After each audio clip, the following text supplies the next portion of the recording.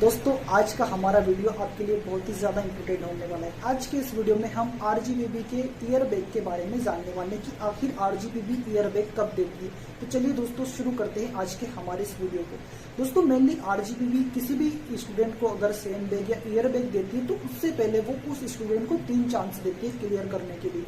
अगर उस 3 चांस में भी वो स्टूडेंट उस सब्जेक्ट को क्लियर नहीं कर सकता है तभी RGBB उसे किसी भी सब्जेक्ट में पर्टिकुलर सब्जेक्ट में सेम बैग लगाती है।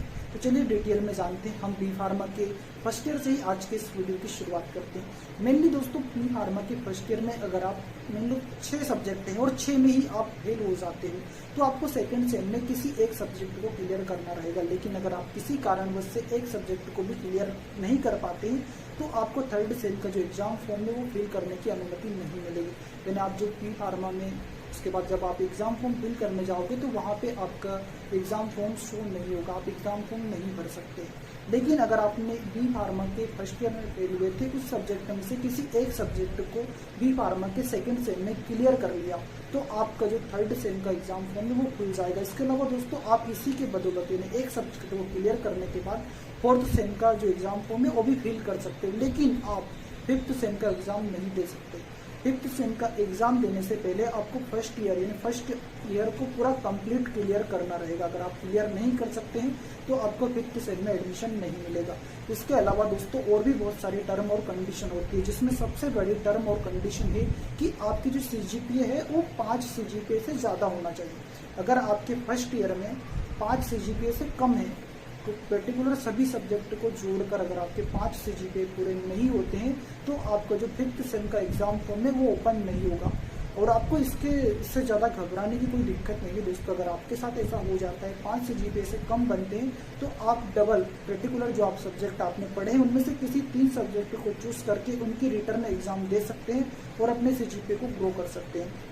इसके अलावा दोस्तों अगर आप 8th सेम में हैं और आप किसी कारणवश आपकी जो CGPA वो टोटल CGPA जोड़कर 5 CGPA से कम हो रहे हैं तो अब भी आप 8th सेम के एग्जाम नहीं दे सकते। आपको 5 CGPA से ग्रो करने का टाइम मिलता है।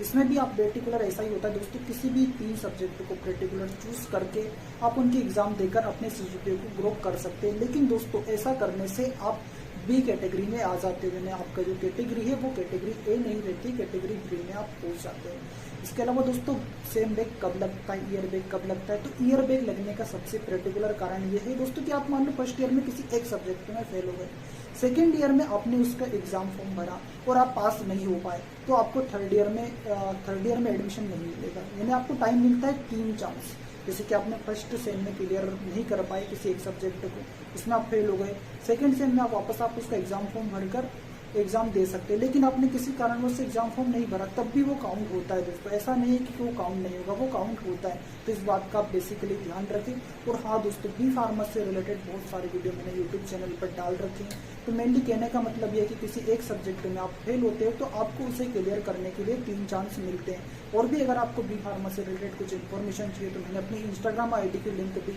डिस्क्रिप्शन बॉक्स में दे रखी है, तो आप वहां से डायरेक्टली मुझसे कांटेक्ट कर सकते हैं। इसके अलावा दोस्तों RGBB से रिलेटेड और भी वीडियो मैंने अपने यूट्यूब चैनल पर डाल रखे हैं, आप एक बार उनको भी जाकर विजिट कर सकते हैं। ओके दोस्तों, मिलते हैं अगले वीडियो में। इससे रिलेटेड आपको कुछ और इन्फॉर्मेशन चाहिए तो आप मुझसे डायरेक्टली इन्फॉर्मेशन ले सकते हैं।